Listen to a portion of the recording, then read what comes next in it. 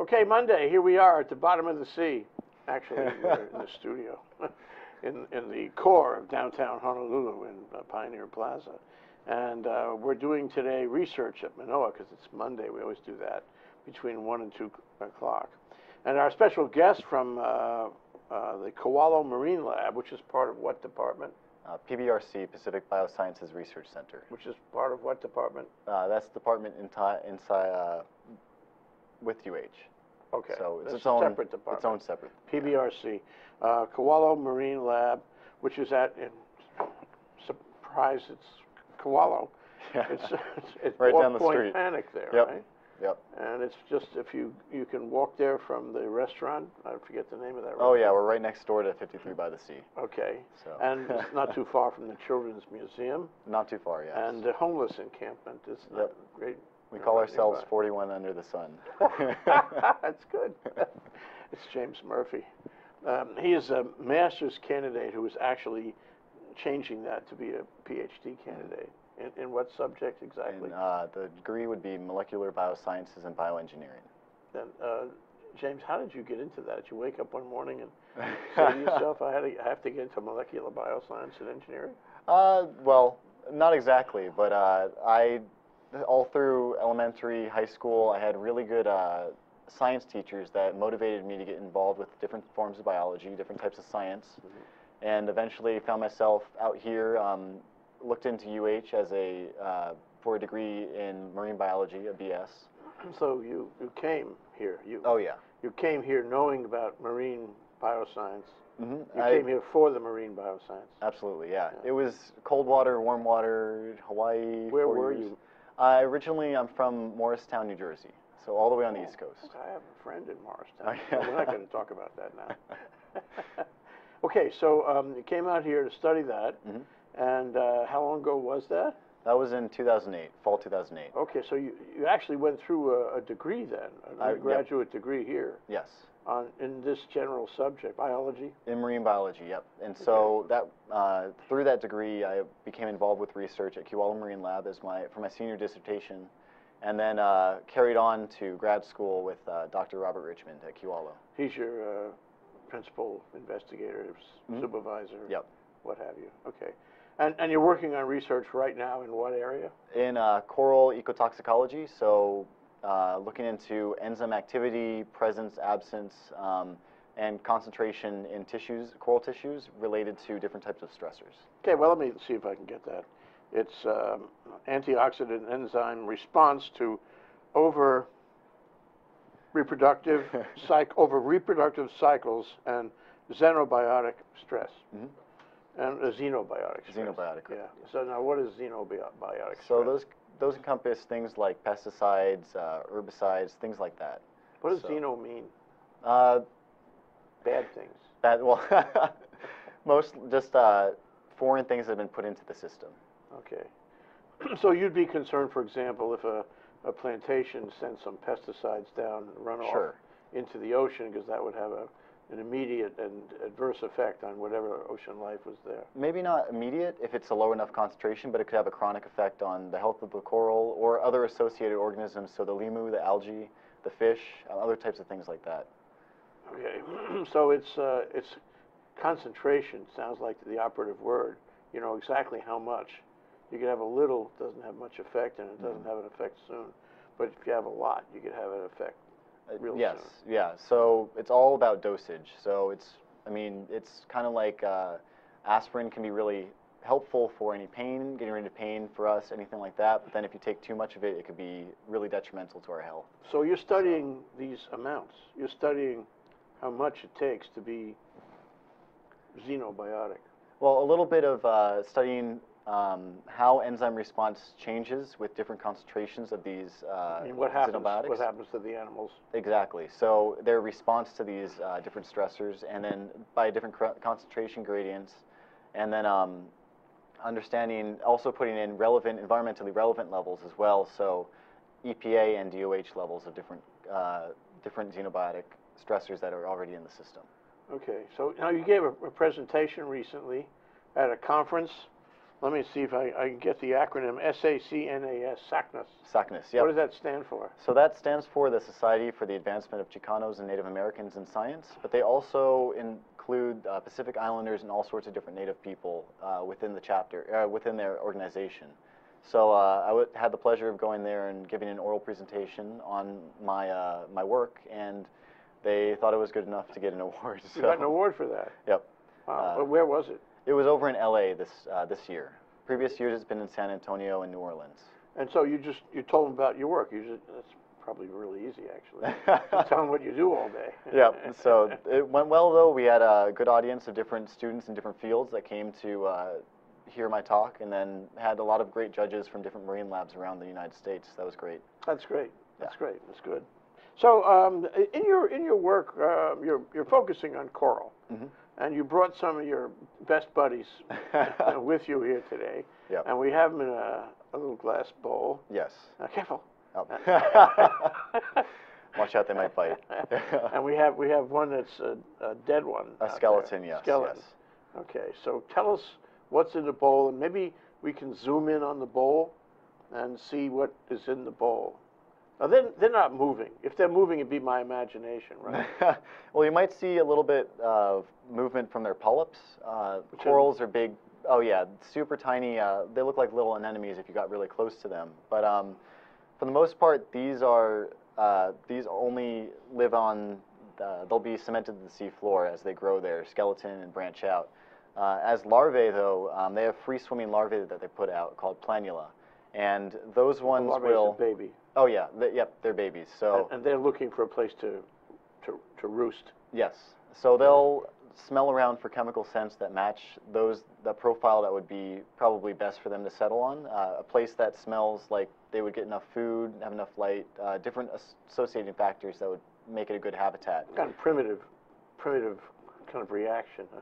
Kind of, yeah. So Yeah. they'll sniff around for certain bacteria maybe that's associated with their habitat. That's Yeah. good, different types that would signal a good place. And then That's another operative word, bacteria. We're going to talk about bacteria. The relationship with the coral and the bacteria. Yeah. and then they'll settle down. They'll stick their little butt down on the substrate and start metamorphosing into a coral polyp. So from what do you call it? A little baby? planula larvae. Larvae. Yep. They get to be a coral larvae, very tiny, and coral is okay. A coral. This is a part of a coral animal. Yes, This is just a little fingerling kind of thing. I mean, a little. It's only an inch or an inch and a half. Yep. So corals come in all sorts of different sizes and shapes, but then these ones are just some nubs or nubbins from our lab. We take for our experiments. We can take a big coral and then take it into little pieces and cement it to either CDs or old CDs or tiles and things like that, and make individual replicates from this one organism. So you could make, if you wanted, you could sort of create a very large coral. Yeah, I mean, it'd be one animal. Depending, though. If you took little fragments and put them all together, it has to be at least close. It should be the same individual. So if this one individual is fragmented and it starts growing, it might fuse back together. So we've seen that in some of our tables. We've had some fragments made, and then we don't end up using them for an experiment, so they'll fuse back together into one large colony. What's the definition of an individual here? That's tricky, though. So an individual can be a one massive colony, and that's where corals come in all sorts of different shapes and sizes. Once you break off a piece of coral, that could be its own individual coral as well. It still belongs to that greater individual, that greater coral that it came from, but then it's new individual now. If you're going to use it for another experiment, that's a new replicate or something like that. So can you get the DNA from one little piece of it, like the piece here, that you mercilessly chopped off from a larger individual, and identify that piece as part of that individual, that larger individual? We could. It's these pieces are probably very large and have enough tissue there to actually identify or extract the DNA from there and try to match them up. But that's what some other work is. Some other work looking at different individuals and genotypic variation on our reefs. That's been going out, doing some research out at HIMB right now. looking at identifying different individuals, because within different individuals there are different levels of tolerance to stress. So that's another interesting thing with corals. You're working on that part. Yeah. A little bit, yeah. So I know we have one of our lab mates is collaborating with people at HIMB to identify, to look into transcriptome and different types of stress in corals, and then that work might possibly tie into some of the other work going on out there. HIMB, Hawaii Institute of Marine Biology. Okay. But other work going on out there identifying possibly strong corals. And I know there's other work with that type of work going on at different universities like Stanford and other things like that. Okay, now you got one piece that looks like it's like a living version of this dead piece. Yes. Skeleton piece. By the way, which has very sharp little prongs on it. I mean, I mean, I could hurt myself holding on to this, squeezing it. Okay, so what's that called, that coral? So this coral, this is the lace coral, Postlepora damicornis. So this one, you can find it in shallow habitats. It can go anywhere from low wave action to high wave action. They can be very resilient to heat and light stress and other types of stress like that, but then they're pretty delicate once you start making them into nubbins. So these ones are all made really delicately. We break off a small piece and then just cement it down and let it recover for a little while. So at least any tissue damage, it can repair that before we use it in experiments. So you put it in good health? Oh, yeah. Yeah. That's what you do. And you cut it, I mean, you cut it with a knife or a special way of cutting it? We can cut it with little pliers or anything like that, with sharp edge, or a little chisel and a hammer. We will chisel off a small piece. Chop it off the larger individual? Yes. Does it make a little sound like, ooh, ooh? No? These ones don't, well, I'm sure they probably send off some type of chemical screen. You know, they have rights too. The rights of coral, you know? Oh, yeah, that's why we have permits for all these, though. But, yeah, so we will make all these into little nubbins and then end up using them for our experiments and let them, because if we have any stress, if we have stressed out samples, that could throw off our results as well. So if I'm looking into antioxidant enzyme response in corals, I don't want my coral to be undergoing any stress with tissue damage or anything like that that could be causing any antioxidant stress already there. So you wait till it's in shape. Yes. Before you actually do your experiments on it. Yes. So we'll generally give it 2 weeks to recover. 2 weeks, okay. And what about the other one? That's looks like it's cemented on something, huh? Yep. So this one's cemented onto a tile, a ceramic tile, and this one's called Montipora capitata, the rice coral.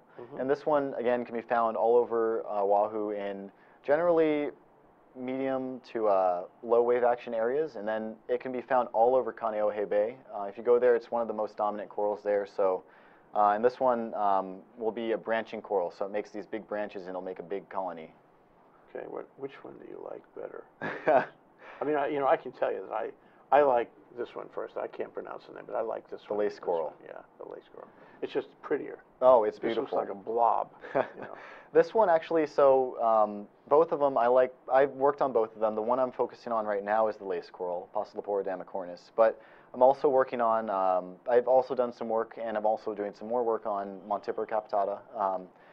In terms of working with them, Postlepora damicornis is a little harder to work with. When we're extracting our protein or crushing down our skeletons, it's harder to make everything to a fine powder for further extractions. But then, and Montipora is a lot easier since it has a chalkier skeleton. But both on the reef are gorgeous corals. The Montiporas will form beautiful colonies, sometimes with fluorescent blue kind of tips, and then big rosettes underwater. The lace coral will also do different bright pink shades and some yellows, and then the other ones, there are two types. There's a yellow and a brown, and the brown will make this nice rich brown color with some tinges of pink and red in there as well. So both are beautiful corals. Can they live together? Yep. So they'll live close by each other and they'll live in the same habitat. One reason why we can't necessarily take, going back to a previous question, why we can't take individuals necessarily from different colonies and put them together is because they might start to, different individuals may start to fight each other. And so you think they're both competing for different types of space, or the same space. And so to keep that barrier, to keep growing closer to each other, they need to have defenses in order to be able to either outcompete the other coral or something like that. So they can grow in the same habitat, but they might, if they get too close, they might start sending out their mesenteries, which are in their gut, some of the tissues that help digest their food and everything. sending those out to sting the other corals to keep them at bay so they can grow into a bigger space. Okay, so it's like it's not stinging so much try to eat the other guy. Kind the of. stuff that's in their gut does damage to the other guy. Stinging and kind of digesting, kind of fighting off the other ones. That's a surefire way to hurt somebody, digesting. Okay, so these are the sizes that you customarily work with, or this is just to bring down to the show? Oh, these are about the sizes we use, yes, Okay, in our in-lab experiments. We're going to take a short break now. We're going to come back. We're going to find out what you do to these poor creatures in your laboratory at Kewalo, and what you learned from that. Okay, that's James Murphy. He's master's going to be a PhD candidate at Kewalo Marine Lab, which is a UH facility in Kewalo, and we wanted to be there a long time. All right. Yep. This is part of research at Manoa, and the title of our show, if I didn't mention before, is Yes, Corals Can Bite You.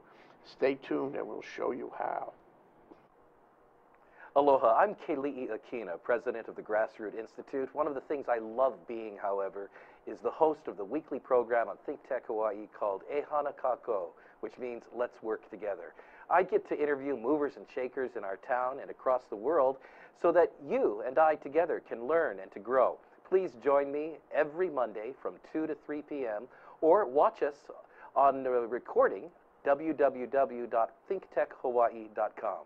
Aloha and Ehana Kako. Let's work together. Okay, we're back. We're live. We're here with James Murphy. He's a master's transferring to evolving into a PhD candidate in Kewalo Marine Lab, part of the university's facility there at Kewalo.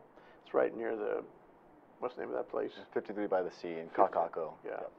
And at the point, near Point Panic. Point Panics, yep. You know, and for your breaks, you go surfing, is that what? Oh, yeah, we have our surfboards lined up. Okay, all right, okay. And the title of our show, which we're going to get to in some detail, is Yes, Coral Can Bite You. Okay, so we have this glass jar, a plate, whatever you call it. Collection jar. Okay, yep. Collection jar. Dissecting and there's two kinds of coral. Are those the only two that you find, or are there millions of others? Oh, no, there are plenty of different ones. These are your favorite to do research with? The ones in my study, yes. There are other beautiful ones that I don't necessarily use for my own research, but other lab mates will use. Okay, so what do you do to them? I mean, how do you wait till they're healthy, because you've cut them off a larger individual. So now everything is cool, everything is relaxed. You've given them all the things they need to be cool and healthy. Now, what do you do to the poor creatures?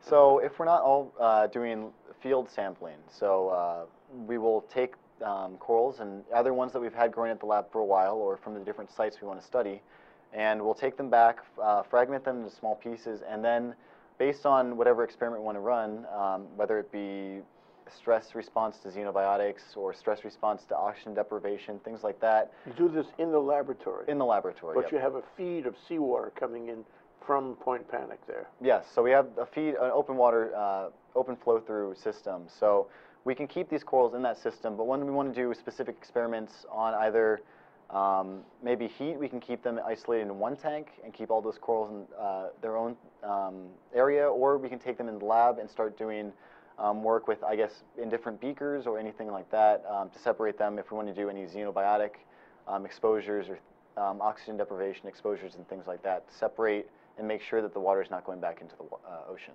Okay. But we'll isolate them in these different containers, and then we'll run them, each one as a different replicate, through their different exposures, and then we'll be able to take them, freeze them down to preserve their enzyme profile, make sure there's no degradation of any tissue, and then extract their protein or DNA if we're going to be doing DNA work, and then look into how their stress profile has changed over time, or changed in response to the different concentrations of stressors. So you're freezing like a snapshot. Yes. And take yes. And get the most accurate reading of whatever happened there. Yep. And then you look at their actual tissues. Well, is it the tissues and the skeleton? What are you looking at? So through our extraction procedure, we'll actually spin out the skeleton through a centrifuging process. We'll spin out the skeleton and just take out the tissue that we've. Tissue. Yep. And okay. so it's dead by this time. Anyway. Oh, yes, very dead by that time. Okay. But we want to make sure that we're flash freezing them. We usually use liquid nitrogen or if we're doing work in the lab, we might use an airbrush to brush up all the tissue and then flash freeze it, because we want to make sure we preserve that profile. We don't want to slowly freeze them down, because then that might induce another stress response or something like that. Right, right. But an analogy you can think of with these corals, when we do our assays to understand response to stress, it could be like a cholesterol test or something. We take a little piece of blood, a little extraction of blood, and then we run a cholesterol test just to see if our cholesterol levels are in normal range. So what we can do with these corals is take a small amount of tissue, so maybe one little branch of coral, and then run our experiments and then see, okay, are these antioxidant enzymes or are these other stress response enzymes within normal levels, or are they actually being exacerbated? Are they being increased, or is activity increasing? So you're looking at, one point of profile at a time. You want to see how this is affected. You want to see how this is affected. You want to see it.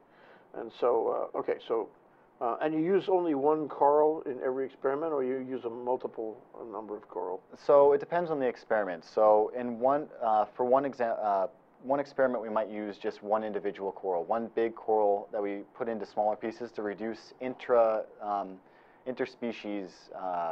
variation in our results. But then for other assays, if we want to understand, maybe have a better look at what corals on a certain reef, how they respond, we might make sure to sample from different individuals to make sure we're getting a true representation of the entire population for the reef.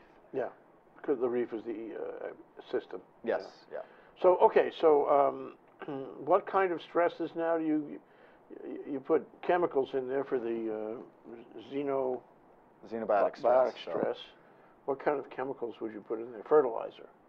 You could do a nutrient load, so you can see what a nutrient load might do. That might be relevant from places that are where there are crop fields or different farms right off of all the nutrients are coming out with the runoff from different streams. Nutrients like maybe sugar, like maybe molasses. That would be something? Well, that could be one thing. I know there was the molasses spill, the Matson molasses spill in Honolulu Harbor this past September. That could be one. That's one example of a stressor. But you can also have things like sedimentation. You can have, for xenobiotics, you could have different pesticides or different herbicides, maybe bromine or chlorine associated with pool water and things like that. Does that get into the ocean? I guess it does. Yeah, so you could have, say someone empties their pool and they empty the pool water down the drain, it can go straight out to the ocean. So that could be another stressor as well, causing stress on the coral reef. Yeah. One thing that strikes me though is that, I don't know, it's like drugs. When I take a multiplicity of drugs, like this doctor and that doctor, and then I get all these drugs, then I may have a side effect, not of the individual drug, but of the combination of drugs. Exactly. This is really, frontier stuff right now. But same thing here. You could have a multiplicity of stressors, and it sounds complicated. I mean, are you looking at what happens when you have a little of this and a little of that, a little of this and that? So you're dealing with more than one stressor at a time. Oh, absolutely. So you can look into interactions between stressors on corals, and that's an interesting point because, well, in the lab we try to reduce that by only exposing them to one stress. So it may be just oxygen stress or just heat stress or something like that. But you can have things like corals that are living, that are still not bleached or that are doing pretty well in areas where the water is really warm. Or, maybe there's not a lot of circulation, maybe there's a lot of sedimentation coming in, and they're not exactly to the point where they're starting to bleach and lose all their symbiotic algae or expel all their symbiotic algae. But once you start adding on the different stressors, so if you add to hot water, you add increased irradiance, so increased direct sunlight, or maybe you add sedimentation or something like that, it might throw the coral over the edge of being able to cope with the stress and induce other effects. So the combinations and permutations are unlimited. Yeah, it could be anything. So do you try to create a combination that would be a combination that you would find out there in the wild? So we can do that. We haven't necessarily gone into combining different stressors in our lab right now. Right now we're just looking at individual stresses one at a time, and then we can move into, once we understand those, we can start moving into combinatory stress. So is it fair to say the science is still young? Still young, still evolved, but science is always evolving, so we're That's true. always learning more, and then once we learn the basics, we can start elaborating on what we already found. So what are the most profound stressors that you have seen? I mean, the ones that do the greatest damage. So the ones that do the greatest damage, it's hard to say. In some different regions, it'll vary. For us, this summer we saw a lot of issues with bleaching. The El Bleaching Nino kills event. them, right? Bleaching can kill them if they don't recruit their zooxanthellae, their symbiotic algae back soon enough, or if they aren't able to, then that they'll start to deteriorate in health and die off. This summer we saw a big stress event in Kaneohe Bay where we had the El Nino event this summer bringing the highest NOAA bleach watch warning to these main Hawaiian islands, and so we saw the entire bay almost. Bleach, I can't do it. Bleach watch warning. Yep. Say so that 10 times. bleach Never watch. mind. So that one, if we took a snorkel out into the bay, corals that were previously dark and richly colored were completely bleached, and they weren't dead yet because you could still get close to them and see that the individual polyps were still there, searching, for any food that would come by, maybe a copepod to eat. Try to recover. But if those levels had dropped back down eventually, and we had a sustained heating anomaly, which may be what we're going to deal with in the future with global warming and global climate change, those corals would likely have died, all of them, or at least most of them. There are some that are actually more resistant to heat than others, which we're finding, and then you can actually see on the reef out there certain corals that may have been the same genotype, may have been almost clones of each other or very related. They've responded differently to other ones. So you had some of these Montiperas that were completely bleached and are dying off, and you had other ones that weren't as bleached as the others or still had some of their pigmentation. So you have variable response out on the reefs.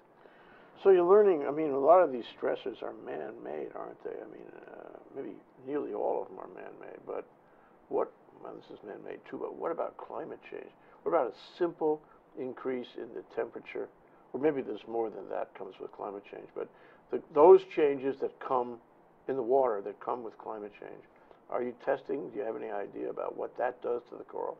For the warming of the water, we can look back to other previous research that's been done by other researchers here at UH and other universities to simulate increases in ocean water and look at how maybe what percent survivorship, ability to recover once water is taken back or changed back to normal temperature levels, and stress response at a sublethal level, maybe doing enzyme assays or running DNA analyses to see what types of genes are turned on or turned off in response to stress, to understand how climate change or a simulated event of climate change can be affecting corals. And I think it's a very real possibility that we're going to see a lot more damage to our coral reefs through climate change. Do we see it yet?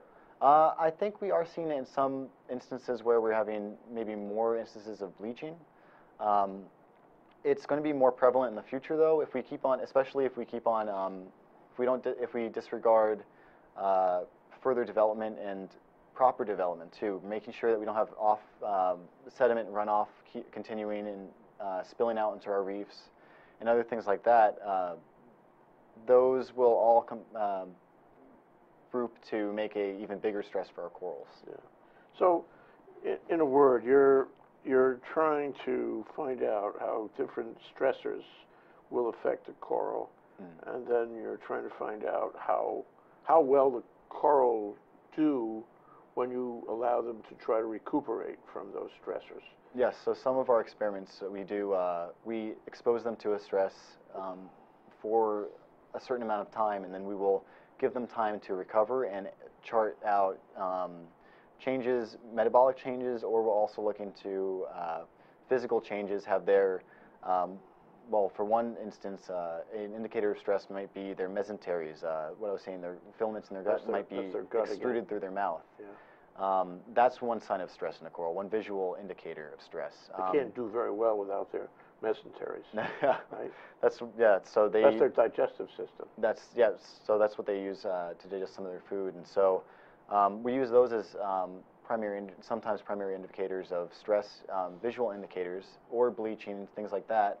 But a lot of our work in our lab looks into sublethal stress, so looking into, okay, what happens before we start seeing corals start to bleach and other things like that. So we can say, take some corals and expose them to a certain chemical or certain stressor, and start taking samples at maybe 3 hours after exposure, 6 hours, 9 hours. See the progression. Yep, exactly. And so start looking at the progression, and then eventually, once we keep on, as we keep on building up this library of knowledge with what the stress profile should look like, and what normal levels of stress enzymes should look like, what stress levels should be, we can then go into the field and then start saying, if we go out to the field and start sampling at certain places, say, okay, this coral, its antioxidant enzyme levels or stress enzyme levels are through the roof.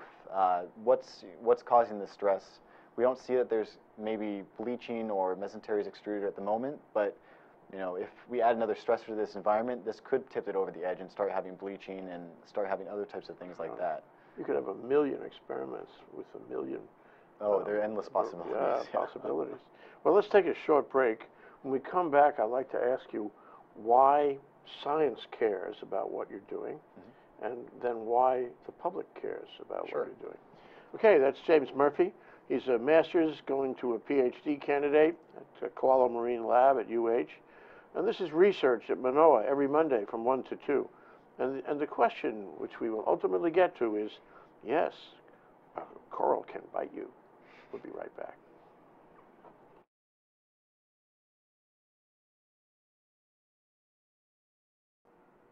Hi, I'm Ethan Allen. I'm the host of Likeable Science on ThinkTech Hawaii. We talk about why people should like science, why science is actually fun, how science is a dynamic and vital part of everyone's life, why everyone, every man, woman, and child on the planet should really know science, should love science, should be familiar with science. So it's a great show. People come on here and have interesting conversations with us. They tell us why they do what they do, why they love it, why we should love it too. I hope you'll join us every Friday, 1 to 2 p.m. And of course, you can see it anytime on YouTube. Aloha. Here at ThinkTech, having a wonderful time doing research at Manoa with James Murphy, a master's going to a PhD candidate at Kewalo Marine Lab right there at Point Panic. We're talking about coral, we're talking about stressing, we're talking about how coral, yes, indeed, coral can bite you. But first, the larger question, where does this fit in the larger world of, say, science? Marine biology science, where does it fit? What does Dr. Dave Carl think about this? Where does it fit in his world? So the reason marine biology matters to the rest of science is that these organisms, the oceans are vast ecosystems that contain all sorts of different organisms, some of which we haven't even found yet. But we heavily rely on the oceans for our food sources, different types of resources like that. So marine biology, understanding how different stresses are occurring in the ocean, how we can mitigate them to prevent our ocean ecosystems from degrading, are really important to our greater survival and success as a human race. How does that work? So, as in regards to... Well, why is my survival dependent on these animals? So it might not necessarily be our survival. In Hawaii, we're fortunate that we don't have to rely on the ocean for all of our food source or all of our income. Other Western Pacific nations, though, are heavily dependent on their coastal reefs for they're one of their only protein sources and different types of food sources, their income, everything like that. So what we do to affect the ocean will ultimately affect them. And it'll be a cycle that comes back to bite us, because when you can think of it maybe as if we start letting sedimentation over on the reefs, we developed up Malca and we didn't use the right maybe berms to prevent sediment from coming down into our streams, and they end up on the reef and it ends up smothering the corals. The corals die off. That will affect the fish populations, because the fish use the corals, juvenile fish use the corals to hide in there. They grow up within these coral ecosystems. They need these corals as a place of refuge. And so it'll affect, replenishing populations of the greater, Those the are larger reef fish, though. Oh yeah, but then still larger fish as well. I go for the ahi. Oh, but That's not affected, right? no, well, actually, larger fish too.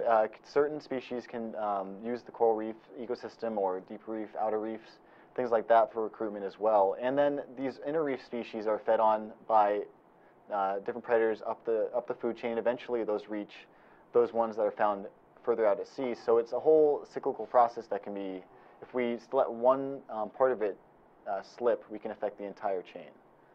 Okay, so and that's an important point.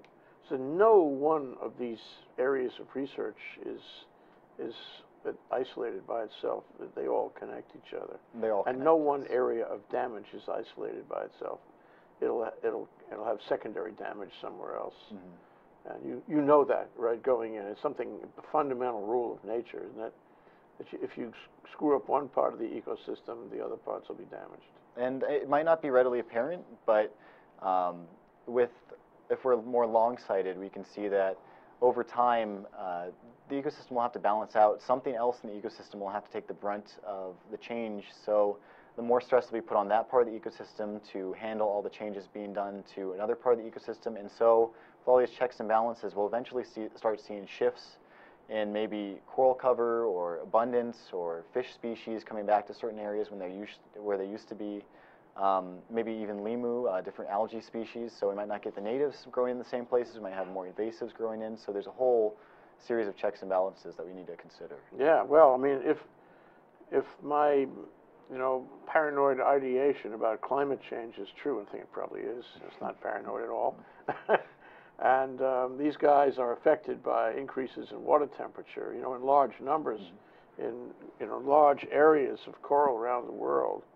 Then that's going to have an effect on the fish we like to eat today at our table. No, absolutely. And these fish species might also be migrating towards maybe climates or places in the ocean where it's within their preferred temperature ranges and things like that. Or if they can't find the food that they are generally feeding on because it's degraded or been depleted as the coral reefs start to degrade, they might be moving out of those places. So we might see different shifts like that. We might not be able to find the same fish we used to like to eat, or the same limu we used to like to collect to do for our food or pressings or things like that. So we will be seeing larger shifts as time goes on if we don't address this. Well, if it's a shift and it goes somewhere else, and we like to eat them, we'll find them. But, I mean, is there a secondary effect of that shift which will ultimately decimate their populations?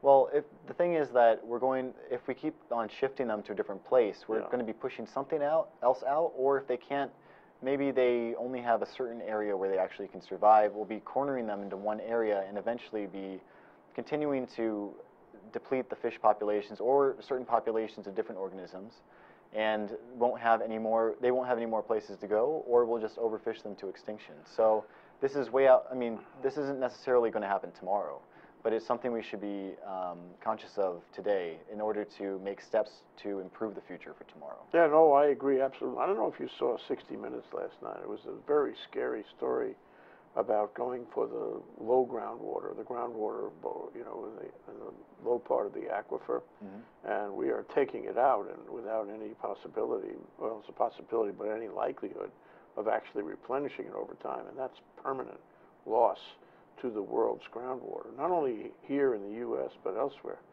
And over time, we won't have water. And the old notion about the next war will be fought, for water, that's really not too far away. So these things about damaging the environment, these things about being disrespectful to the environment are going to catch us, and it'll be, in my view, it'll be sooner than you think. So you're working on important work. But I wanted to, before we finish here, we have a few minutes left, I want to get into this question of the bacteria, James. So, it was provocative, of course, the title, Yes, Coral Can Bite You, and it comes out of my own experience where I went to Tahiti and I tried to do wind sailing and I fell off the wind sail, the wind surfboard, wind surfing, and I wound up walking on the coral, and the little animals were just penetrating my feet, which took a long time to get them out of there and stop the infection. And it demonstrated to me, as I mentioned before the show, that bacteria is heavily involved in coral. So can you tell us where bacteria fits in the development of coral in your experiments, you know, and in their ultimate survival? So with one of our experiments, sure. One of our experiments, we're actually looking into settlement queues with the certain species of coral that was previously thought to be only a spawner instead of a brooder, and that those reproductive terms would be the corals that spawn they'd be releasing egg and sperm into the water column to mix, and then external fertilization of their larvae, development of their planula, but then the brooders, they actually develop their planula inside them before releasing the planula. So right now we're trying to understand how certain corals, this one coral, what's its chemical cue? What's its maybe bacterial cue that causes it to settle? And we were finding that the bacteria associated with the mother colony were causing settlement, at least at significant rates. What's settlement mean? So these larvae were going and sticking to the plates. They were these exposure wells that they were in, and then metamorphosing eventually into a polyp and start laying down calcium carbonate. So yes, settlement is a good thing. So right now, yes. So right now, what we're doing is trying to isolate what that bacteria, or trying to look into what could be that cue, what possibly could be that cue. Different corals have different cues. They're not all the same, but then we're looking into that. But as you pointed out with the with getting the corals on your feet and everything, they do have different bacteria associated with them. And one thing, if you're familiar with brushing up against the reef or anything like that, sometimes if you can get cut, different bacteria, things like that can get into your skin, and then if you don't clean it right away or put Neosporin on it, it can start getting inflamed and itchy. So maybe that's, I don't know if it's more so just the different, you know, wide span types of bacteria that are associated with corals necessarily that are causing such a response. You might be able to get the same response on land as well, but then it's more so maybe a lesson to, and some advice to other people maybe watching the show, that just be mindful of the corals around you, because they do have, they can, I guess, bite you back, and then just be mindful to... Well, if you walk on them, they'll bite you. Oh, yeah. They'll put that little spine right in there, this razor sharp, and it breaks off and stays. And when it stays with the bacteria. So you've been injected with bacteria in a number of places. Not good. Yeah. But you're damaging the reef also while you do that. Yeah, so that's one thing to be mindful of. So be very careful about, and it's, you know, we have limited coral reefs. We want to make sure we're respecting them and then taking as much care of them as we can. So just making sure if we're stepping on anything on the reef, make sure it's a sandy patch, or if it's, you know, if there's a place where coral's not growing, maybe it's a rock that used to be a coral but it's all covered with algae now. Maybe step on that instead of stepping near the coral or knocking over the coral or anything like that, because that could kill the colony or break pieces off as well. When you're walking in an area like that, I guess off Ala Moana is like that. It's shallow. Shallow. And there's coral there. How can you tell whether it's coral or a sandy patch? Sure. So encourage people to snorkel, maybe bring their snorkel or mask with them, or maybe even goggles. And then with corals, they might look like rocks. However, a lot of them, you'll be able to see on little polyps, or their little anemone-looking things living in this colony structure. And if you can see those, that's most likely a live coral. You want to be mindful about avoiding that one or stepping away from it. They'll usually also have different colors, bright colors. So some of them might have these bright yellows or gray or purples, and then others might have this deep rusty orange color, like Montipora, the rice coral, or a bright pink, yellow, or bright reddish rusty brown color as well. So if I see a rich color, like a painting, like modern art kind of color, that's indicating that there's coral there. Generally. And that's where I should not step. Generally, but there are some corals that do have some darker pigments as well. One of the corals we're working on right now, Leptastria purpurea, this one has beautiful, beautiful Coca-Cola brown polyps, but in the center they have a bright, bright green, almost like a green screen color green in their center of their polyps by their mouths. And so if you look at them, if you're just mindful or more observant of the reef, you'll be able to pick out, that's a coral, maybe that one's an algae, something like that. So you make sure that you're avoiding what's living and making sure avoiding the corals at least to step on. It's a complicated community. And you know, it's interesting, the point about the bacteria is that's an antigen. That's going to infect you. But for the coral needs it. Right? It's part of the coral life cycle. So it's part of the coral's relationship with the environment. So, you know, God, nature is complicated. It's beautiful, yeah. It is beautiful. And you can see how beautiful it is with the coral. It's like a great, you know, modern art. Absolutely. That's James Murphy, a master's candidate going to PhD now. And he does research at Kewalo Marine Lab right off Point Panic as part of the effort for research at Manoa, which we are exploring as much as we possibly can. Okay, and yes, coral can bite you, but you know, you probably do more damage to coral than they do to you. If they could run away, they would. Yeah. Thank you so much, James.